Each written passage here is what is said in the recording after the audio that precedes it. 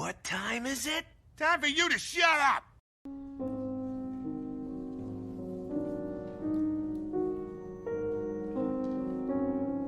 Usually, I have quite the journey with a ranking video.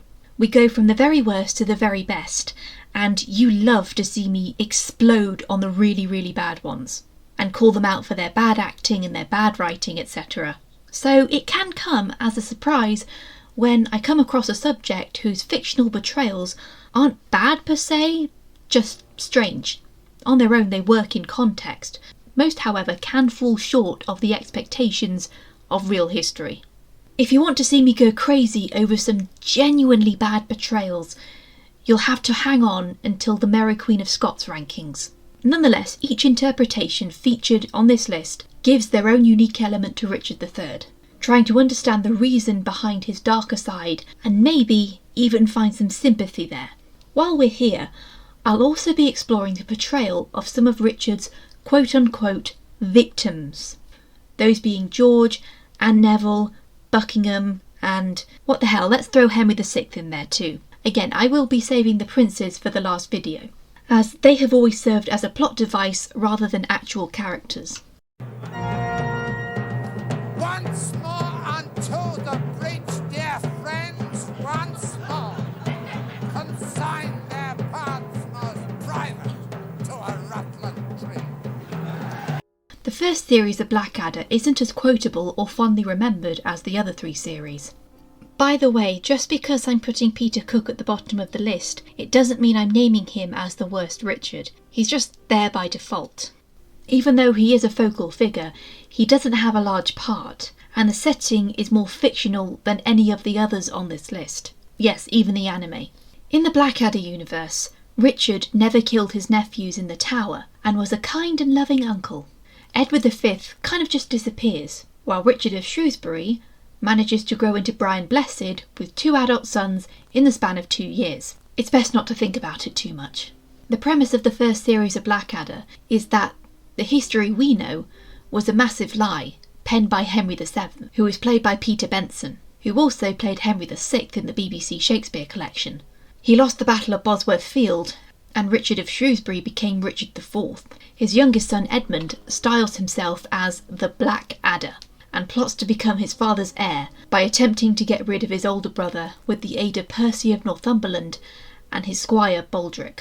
Richard presents a friendly demeanour towards Edmund, but tells Shrewsbury not to let him anywhere near him. Shrewsbury promises he'll put Edmund on the front lines as arrow fodder, and that might have happened if Edmund hadn't slept in and missed most of the battle. By the time he gets there, the battle is mostly over, although Richard has lost his horse.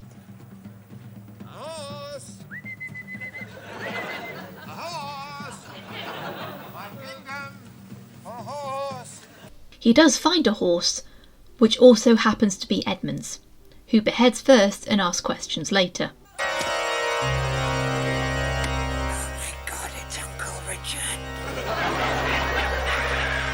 You'd think the ermine cloak would have given him a clue. He, Baldric and Percy hide the body in a nearby barn, while Percy is convinced by Henry VII to rescue him in exchange for a lot of money, and hides him in Edmund's room back in the palace. Edmund's brother Harry finds Richard's body, and Shrewsbury is pronounced king. But that's not the end. Richard comes back as a ghost to wind up Edmund, in a scene reminiscent of Banquo in Macbeth. This whole Edmund killed the king storyline is forgotten about after this episode. For a single appearance, you need a memorable actor to fill this role, and Peter Cook is it. I imagine if this had been made in the style of the later seasons, then Richard would probably have been played by Stephen Fry or Hugh Laurie. Plus, this episode is a clear indicator as to how much Ben Elton loves to put Shakespeare in everything he touches until he can actually get round to making a Shakespearean comedy. Marriage is what brings us together today. Marriage, that blessed arrangement, that dream within a dream. I've plans for you all, my little ones. Taper Crown Henry, Wales. My nephews, Brother Clarence, myself. I will not always be sixth in succession to the throne. Because Richard is portrayed as an out-and-out villain in this film, he is bumped back to here. Please do not take this as a slight against Basil Rathbone himself. He was actually a good sport for simply being in this film, as he was already working on another movie called Rio at the time. Initially, Brian Donlevy and George Sanders were considered for the role. And you know who George Sanders was, right? I'm Rebecca's favourite cousin. It's me, Shere Khan. I'd like a word with you, if you don't mind. It's strange that this role was not intended for Rathbone because he seems incredibly well suited to it. Rathbone's Richard is every bit the charismatic villain that we recognise from the play. But he never gets his hands dirty. No, he leaves that for the Tower of London's executioner Maud, played by Boris Karloff. The film was more of a vehicle for Karloff than for Rathbone, as he had a contract with Universal to star in a couple more films after Son of Frankenstein, which also starred Basil Rathbone. On a side note, that was the final time Karloff would play Frankenstein's monster, his most iconic film role in a feature film. This Richard is not without humanity, however. Unlike the play, he does seem to genuinely love Anne Neville, and resents Clarence for arranging the marriage between her and Edward of Westminster, who is referred to as Wales in the film. He is biding his time to kill Wales, and then take Anne for himself. Anne is convinced by Clarence and his wife to pretend to be a servant in another household, only for Richard to have Maud arrest her, so he can pretend to be her champion in front of Edward, who says he will only spare her if Richard marries her, which she agrees to without prodding. Oh, nay, you're wrong, Richard. You've always been true and loyal to me, and I'll be loyal to you and the king. I give myself gladly, if you'll have me. Her last appearance is right after the two are revealed to be married, so there is no further resolution to this storyline. Richard has a great deal of respect and reverence for Edward, and will only whittle down those in the way of him being first in line until Edward dies, including Henry VI, Wales and Clarence. But he won't let his brother doubt his loyalty, so he is in the perfect spot to take the throne when the time comes. However, Richard has no respect or love for Clarence. He constantly reminds him of the time he betrayed them, and Clarence is clearly jealous of Richard for being Edward's favourite. Here's one, Richard, to straighten that cook back. Here's one to fetch your feet. Careful, Richard, you swine. I think you meant that for me. Sorry, I missed. Clarence is far too greedy and insecure to get Edward's favour, and Richard knows just how to exploit it. Clarence walks into his own trap by speaking treason in earshot of one of Maud's spies, and Edward has him arrested. While Richard and Clarence confront each other in the tower, Clarence challenges his brother to a duel involving flagons of wine, because Clarence is useless with actual weapons. The wine drinking scene was filmed in a single day, and was completely ad-libbed between Rathbone and Vincent Price. That's why the dialogue seems a bit awkward. Still, it's pretty entertaining watching Richard pretend to lose the competition, only to take advantage of Clarence's drunken state, and lazily knock him out, even though he's pretty drunk himself. Then, he and Maud toss him into the wine barrel to drown. His death is explained away, but he fell in by mistake, and Richard was too drunk to notice. What I love about the dynamic between Richard and Clarence in this scene is that Basil Rathbone is probably the most iconic Sherlock Holmes. So iconic, he inspired the mouse-based spin-off called Basil of Baker Street, which was then adapted into an animated film called The Great Mouse Detective, which featured Vincent Price as the Moriarty-like villain and rival to Basil of Baker Street, Professor Rattigan. So, what we're seeing here is Holmes and Moriarty having a drinking competition, and Holmes pretending to bow out early, so Moriarty is caught off guard. I'm pretty sure that's something Sherlock Holmes would have done in another story at some point, I'm just saying. The film had a very well structured first two acts, but the ending is rather rushed. A lot of screen time in the final third is dedicated to the heroic characters stealing treasure from the Tower of London to fund Henry Tudor's invasion. All this espionage to steal treasure, and no one ever thought to save the princes while they were at it. It's pretty vague when Richard actually does become king. I suppose it's when he throws out the final dolls from his little cabinet and puts himself on the throne in the final 5 minutes of the film. It's a little confusing.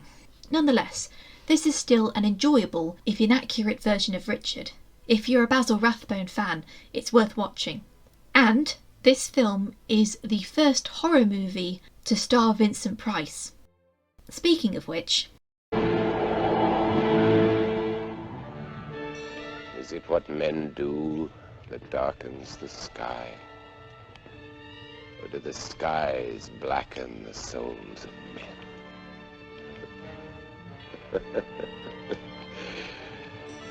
And do I laugh to myself because I am ambitious and would be a king?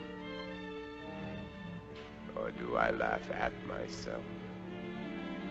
A misshapen thing that traffics with evil to gain a throne.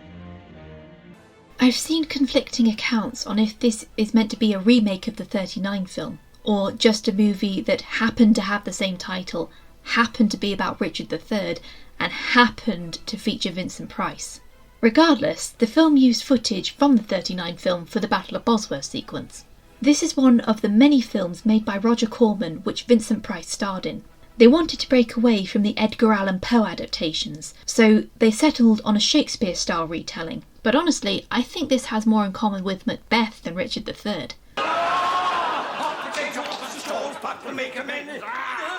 Although they did want to do Macbeth, so...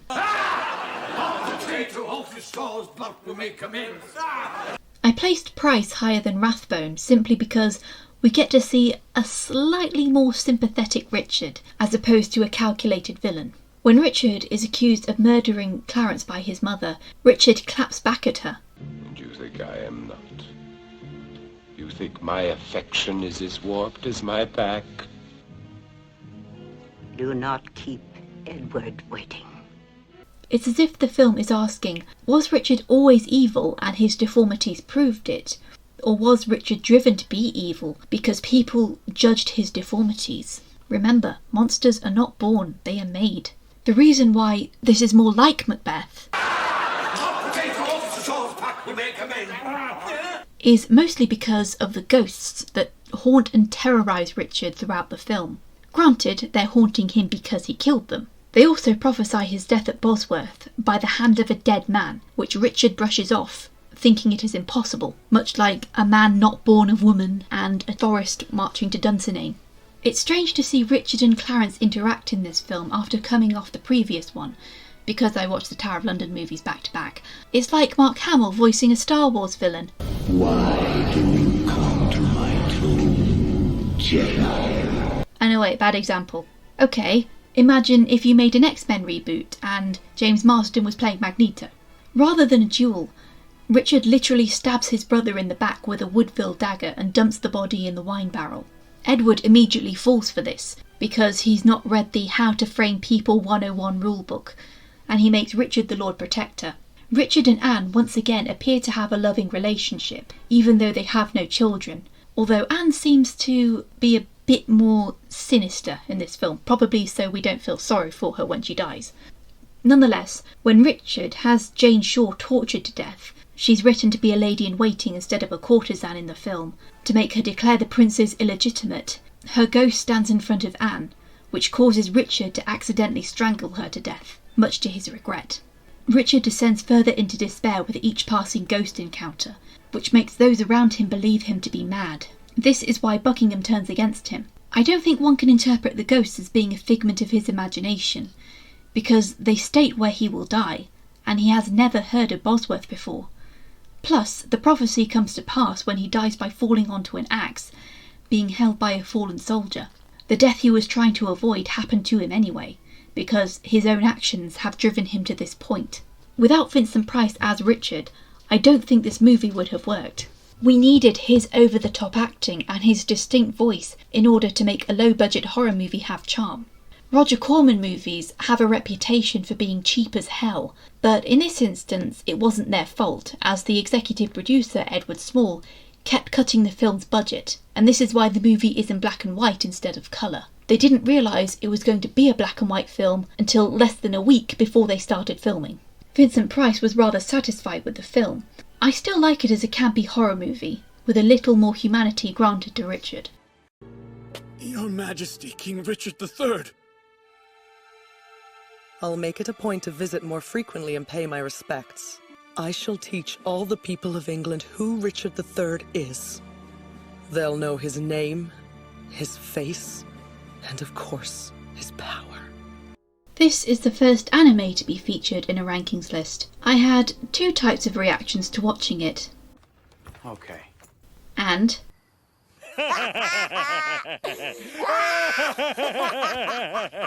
Requiem of the Rose King was based on a manga by Aya Kano, which I haven't read, but anime tends to be accurate to its source material, unless for certain reasons, like the author wanting to change something in their original story, or the manga still being in production, so the anime has to draw out storylines or go off and do their own thing. Requiem was produced between 2013 and 2022, and the anime debuted just as the manga was wrapping up.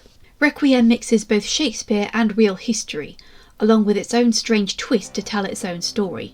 The series follows Richard, whose typical deformities are no longer present. Instead, Richard is portrayed as intersex, but identifies as a man. Despite being treated well by his brothers and his father and Catesby, Richard loathes himself and is haunted by his mother calling him a demon. We follow Richard from his father's first victory to the Battle of Bosworth Field. Oh, don't worry, we'll get to that. To explain most of the narrative elements within Requiem would be to explain the entire concept of popular anime as a whole. The audience is privy to practically every character's internal monologue. Characters consider the morality of their actions. Female characters will almost always have a huge rack. The queer subtext is just text. And two people can go whole arcs not knowing the identity of their love interest, even though it is painfully obvious. If it were to happen in any other medium, these elements would not be so widely accepted. Admittedly, I did watch the dub, which some anime purists would call a cardinal sin. The dub isn't bad at all, even though everyone has an American accent. In England, in the medieval era.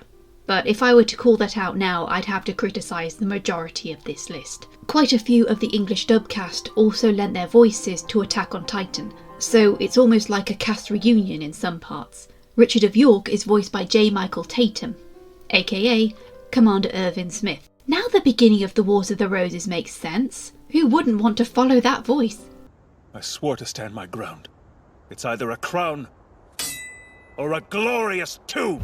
I said advance, goddammit! Aaron's right in front of you! Do not falter! Such a man. I'd follow him to hell and back, I would. Likewise, Edward is voiced by Jason Liebrecht, aka Zeke Yeager, aka the Beast Titan. May I ask what you call that strange weapon of yours? I know you. You're a massive wanker. And Catesby's actor Ian Sinclair was Commander Niall Dock. There was a moment during a battle scene when a boy soldier is running away, and I thought for a second that he sounded like Bryce Papenbrook. So I thought that was a young Henry Tudor. But then the little soldier is killed right in front of Henry VI, and I did check the cast list and Bryce Papenbrook is not in this. So the idea of the Earl of Richmond invading England via the Rumbling will only be a crazy dream. Richard is voiced by Kieran Strange, who is a trans man that recognises he and they pronouns. Meanwhile, the original is voiced by a female actor, Mitsuki Saiga.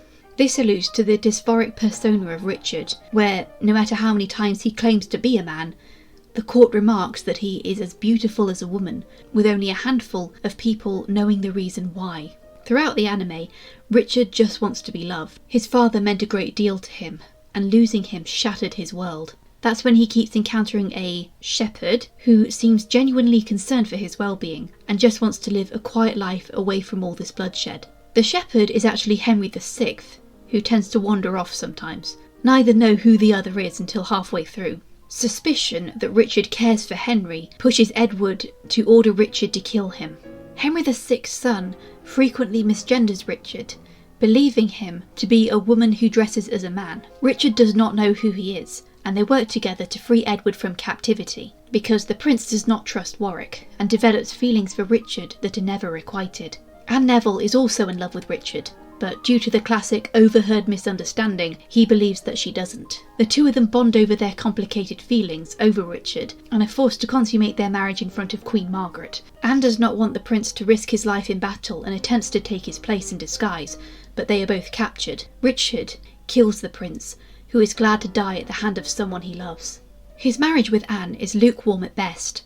They have a son, but it is later revealed that the prince was the real father, and Richard is too self-conscious about his body to attempt sleeping with Anne. She's grateful that he claimed her child, and begs Richard to spare him the pain of the world they live in by faking his death and sending him away. When Anne does die, Richard feels guilty for not loving her more. And then there's Buckingham, who's had a crush on Richard since childhood. They have a particularly toxic and codependent relationship. Buckingham wants to be Richard's kingmaker, but also keep Richard for himself and know all his secrets. One withheld secret too many makes Buckingham turn against him. Richard grants him one last kindness by being his executioner.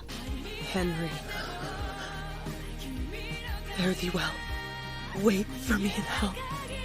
Catesby is a much healthier alternative who loves Richard unconditionally despite his failings, and even kills Hastings for him. He doesn't want to see Richard killed. This Richard does not die at Bosworth. He barely survives when James Tyrrell, who is actually Henry VI who has amnesia and has just remembered who Richard is, dies in his place. If this had come out just 10 years ago, I would have been all over this version of Richard. Broody main character who wears a lot of black. That's a teenage girl's bread and butter. Overall, when you consider this anime, just remember that its logic is not like our own. It is certainly a unique twist to the story, and even though the similar beats of the Shakespeare play are focused on, the plan was to make Richard a hero you could root for. We are the 3 sons of York. How can we be divided by one woman? Oh, please, not George of all of you.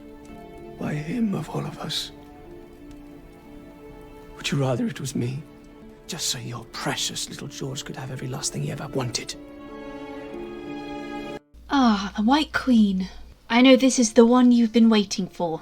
I kind of made a mistake on the Elizabeth of York video because I forgot there were 2 different cuts of the series. Stars made the White Queen with the help of the BBC. The UK release cut out several sex scenes, of which there are many, but the Stars cut carries the resolution to a plotline introduced late into the show's run that carries into the White Princess. To be honest, I can understand why they'd cut an incest scene. Yo, I'm next. No! Wow, what the hell? I did that with love, boy. What's all the hubbub? Oh, thank you, Dad. It's okay, son. Thank you. Fortunately, Richard gets through the first 8.5 episodes unscathed. He begins as the kind of person you don't expect to become the villain, but is also the kind of person you should really keep an eye on and make sure you don't take them for granted. While George is his rival for his brother's favour, he becomes increasingly disillusioned with Edward and blames Elizabeth for tearing their family apart. While he does not believe she is a witch as Anne does, the final straw comes when Elizabeth attempts to prevent him becoming Lord Protector, which is justified because he hasn't actually done anything to gain her mistrust, except be married to the daughter of her father's murderer. She's the one holding a grudge here. As well as the White Queen, they also adapted the Red Queen and the Kingmaker's daughter to flesh out most of the supporting cast. While Richard does not have a novel solely about him or from his perspective, he's nevertheless a key player in all 3 novels. Philippa Gregory is currently working on something about Richard, but I'm not sure if it will be in the canon of her Cousin's War series.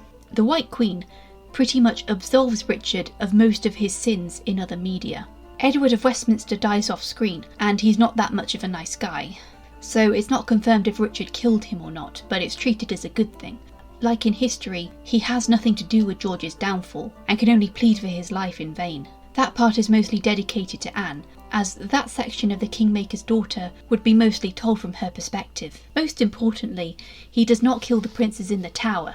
Margaret Beaufort does, but he knows that he will be blamed for their murders nonetheless. He also doesn't appear to have any of the infamous deformities. There is a moment when Elizabeth curses his sword hand, only for him to get a cramp, which his mother and Anne interpret as witchcraft.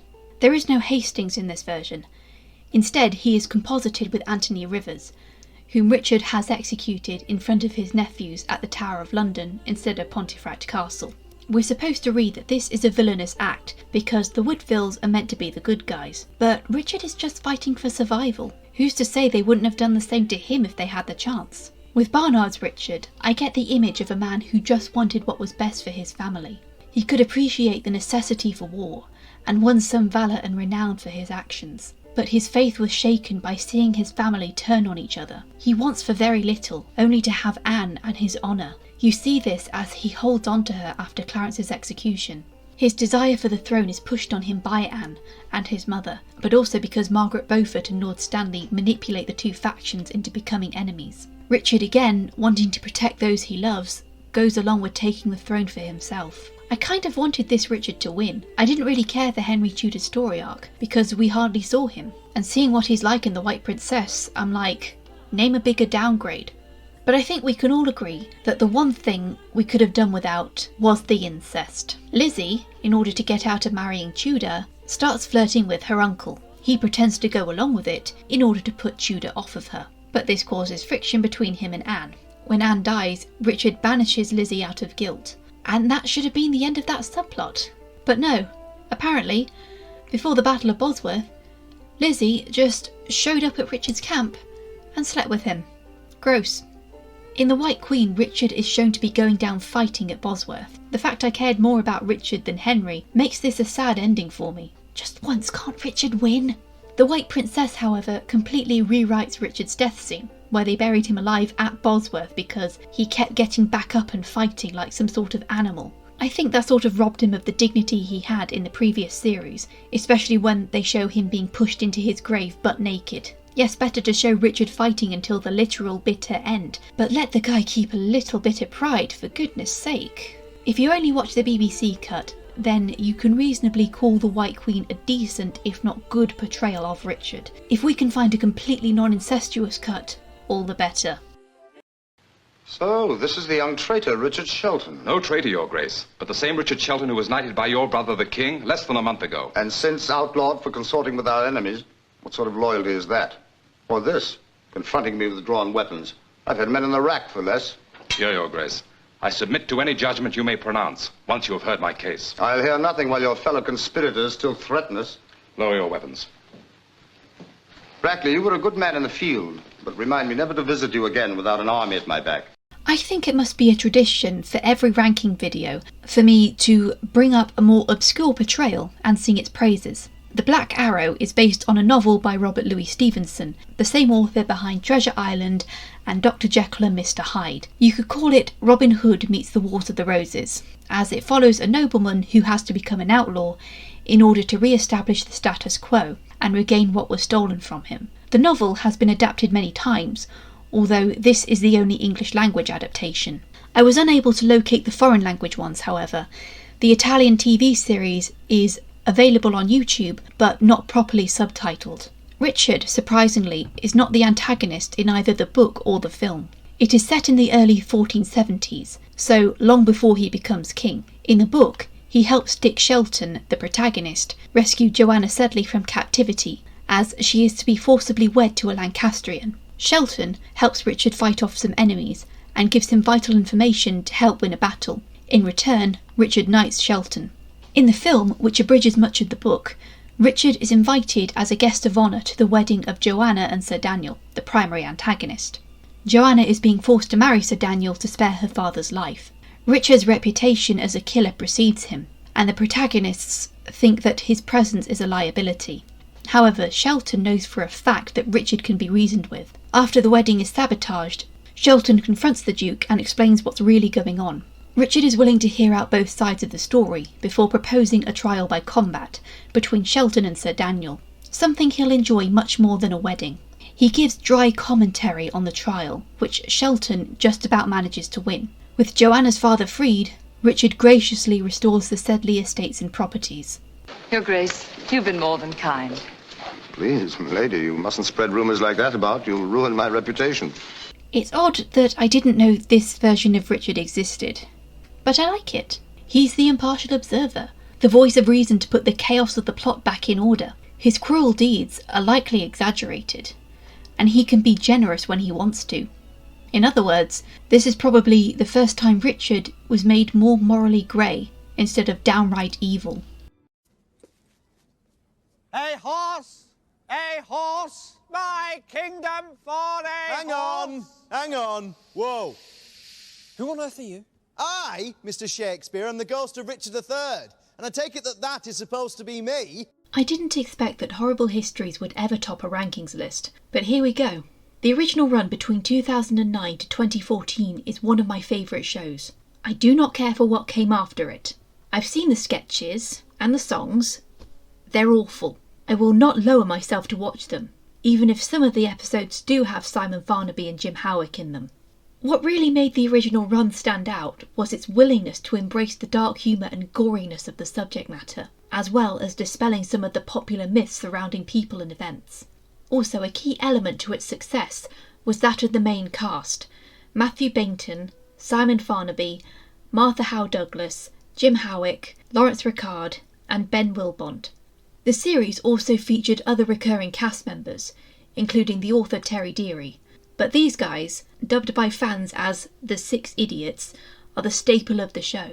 I would say that they're the spiritual successors to the Monty Pythons, as they have the same style of wacky humour. While Horrible Histories moved on without them, they still stayed together to work on other projects, such as Yonderland, Bill, and of course, Ghosts. I have a fun theory that the ghosts in Ghosts are the past and future lives of certain characters in Horrible Histories, and the reason why a lot of the ghosts don't move on is because most of them will have to face the stupid death sky. Where does Richard III fit into all this? Jim Howick plays a mild-mannered, if perturbed, interpretation of the infamous king. His first appearance is in Series 1, where he interrupts a rehearsal of Richard III at the Globe to tell Shakespeare off about his betrayal. It's symbolic. Shows you were an evil, murderous king. But I wasn't! You just said that and everyone believed you! He insists on a rewrite where he will play himself. A badger! A badger! My kingdom for a badger! I need to use it to go and see the Duke of Somerset's grave, who incidentally died ages ago. Richard's next appearance is in the English Kings and Queens song, which is probably the most recognisable song in the entire original run. He is listed by Henry VIII. Edward IV, Edward V, Richard III, he's bad, 'cause he fought wars with Henry VII, plus Tudor and my dad. Every time it cuts back to him, he's fully checked out. But the most significant sketch is Richard's song. The songs are considered the best part of the show, especially those that take inspiration from other artists. We're tearing up this place tonight. Richard's song is a power ballad, where he strolls around an idyllic castle bemoaning the reputation he was unjustly given. The song is both evocative and hilarious. Howick turns Richard into such a cuddly teddy bear. Then again, Jim Howick literally is a teddy bear that just happened to gain sentience, even when he's playing some of the most villainous figures in history, like Emperor Nero, Napoleon Bonaparte, Rodrigo Borgia, Blackbeard, Winston Churchill. I hope every cast member in Horrible Histories, spanning from the original run, will get their own chance to be covered on the channel. Martha Howe Douglas is almost always a guarantee. I've got a hunch this play's gonna ruin me. I've got a hunch. I can't believe I'm only one video away from finishing the Richard III coverage. It's gone by almost too quickly. If there's anything to take away from this list, it's that it is practically impossible for Richard to escape the shadow of Shakespeare. Even in a non-Shakespearean list, the elements are still there. The Black Arrow is probably the only interpretation that escapes its influence, although Richard is referred to as Crookback in both the film and the book. I don't know if Richard is ever going to escape that shadow. Probably not. If the play never existed, there wouldn't be such a crowd defending Richard. The next video will look at his definitive moment and confronting the biggest conspiracy theory surrounding him. Said moment would be when he decides he wants the throne for himself, as well as any later scenes where he wonders if what he did was worth it. Don't go just yet, it's time for captions. Oh, a bird outside got so excited that it's caption time. So for this video in particular, I chose this screenshot from The White Queen of Richard and Anne Neville walking down the street together. He's taking her to sanctuary he's just proposed. So the prompt for this one was, where are they going? Wrong answers only. To live happily ever after. Aww. Or William Shakespeare's house. Well, honeymooning in Stratford-on-Avon doesn't sound so bad. To get a better script. Going back to the time machine. I remember when Matt Smith said he wasn't going to be Doctor Who anymore and people were speculating who the next Doctor was going to be. And Irene Barnard was one of the candidates. The Waffle House. to McDonald's. They're hurrying because it's 10:50 and it shuts at 11. To the costume store so Richard can finish his Kylo Ren cosplay. When I first watched The Force Awakens and Kylo Ren took his helmet off and he turned out to be Adam Driver, I was kind of a bit disappointed. I was like, okay, put the helmet back on. When you take it off again, you have to be either an Iron Barnard or Kit Harington. Where are we going? To a better series that covers my reign in a true way. So not Philippa Gregory? You got it. Come on, Anne, I know I'm around here somewhere. Richard, this is a parking lot. Don't remind me. 2 tickets to the Barbie movie, please.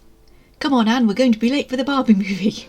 I knew there was going to be a Barbie movie meme on here. It would be a totally wasted opportunity if there was not a Barbie movie. To meet the lads for some cans and a cheeky Nando's. To sue William Shakespeare. And Thomas More. But I say those two are historical vandals. They've ruined my image. I mean, what a scandal. Trick or treating. Come on, Anne, we're going to get so much candy. Oh, I bet Richard III would have loved Halloween.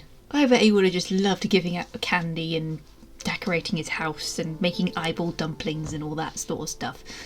To the car park of their local apothecary to pick out Richard's burial plot. Quick, they've only got 2 seats for the Titanic 3D extended edition. How did I know there was going to be a Titanic one? They're going on a trip in their favourite rocket ship, soaring through the skies. I actually had to look that up. That's the theme tune to Little Einsteins. I've never watched that show. I think it was either before or after my time. Okay, Anne. We're only going around the block in Mom's car at this time of night, but if you knock down a neighbour's fence or destroy their mailboxes along the way, I won't think twice about telling Mom about what you did, and she will never think about putting you in a driving school again. Understand? They're on their way to Philippa Gregory's house to go and sue her for Richard III having a romantic relationship with his niece. They're escaping the curse of Philippa effing Gregory. That's our nickname for her. To be honest, The White Queen's probably the best of all the historical dramas that have been made about the 15th, 16th century. I know that's not saying much, but it honestly is so much better than the shit we've had to deal with recently. We must hurry to London town. The 80s Fantasy Film Festival is about to start in 42 minutes, and you just had to decide on us staying in Bulgaria for a weekend break. I refuse to watch Krull for the 600th time. I never actually watched Krull. Should I watch Krull? I mean, I do like 80s fantasy films. Princess Bride, Labyrinth, Dark Crystal. We're off to see the wizard, the wonderful Wizard of Oz. They're going to confront Henry VII and the House of Lancaster. I wonder how well that's going to go. Like my goth threads. Want to go see a Morrissey concert? Oh babe, you're so hot in black, even though he's wearing blue. You look like a badass. I barely even noticed the hump. Then after Morrissey, we can murder my nephews and take over the world. What? What? And finally, to get their 9th cat from the local shelter and leave a donation high enough to keep it running for the next 500 years. Oh, yeah. You just know Richard III would have like 2 rescue cats and about 3 rescue dogs. He'd have at least 1 corgi and he'd call it Ein out of Cowboy Bebop. And that was the Richard III Non-Shakespearean rankings. Good lord, this video nearly killed me. At the moment, my shoulder and my wrist really hurts from all the overmousing. But we got to the end of it, and now I can just work on the Mary Queen of Scots rankings. Oh my god, that's going to take forever, but I am going to rest my wrist and my shoulder for the next week or so, just to make sure that I'm ready to edit that video. We've still got one more video about Richard III to come, and if you don't want to miss that or the Mary Queen of Scots rankings, make sure that you subscribe to the channel, and if you can, I'd be very grateful if you became a patron.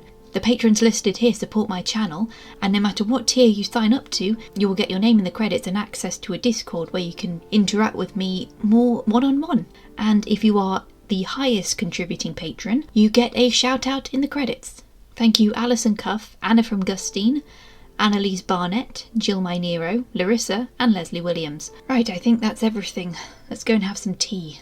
See you next time. I've only got one thing to say to you. Macbeth.